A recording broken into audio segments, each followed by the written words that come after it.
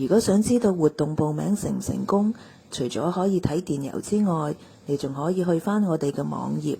登入返你嘅帳號。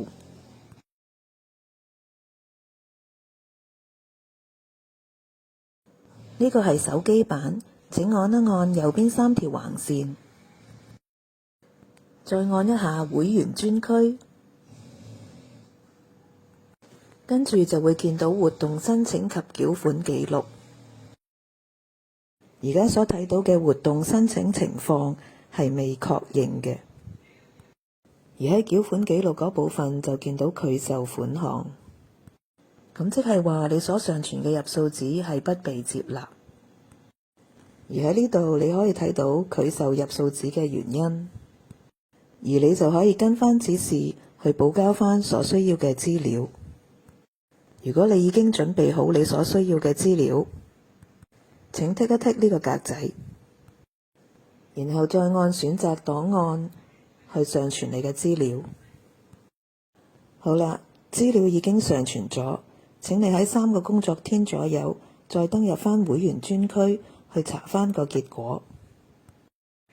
當你所遞交嘅資料係正確嘅話呢，你就會喺活動申請情況見到你嘅報名狀態係成功㗎喇。順帶一提，正確嘅入數紙必須要有我哋中心嘅全名、正確嘅銀碼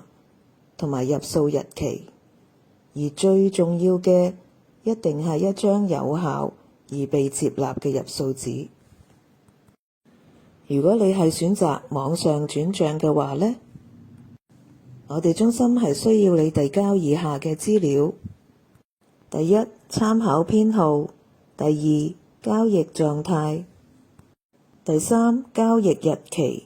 第四，我哋中心嘅全名；第五，我哋中心嘅戶口號碼；第六，正確嘅繳費銀碼。如果呢啲資料不齊全嘅話呢，你嘅活動報名就好有可能被拒絕㗎喇。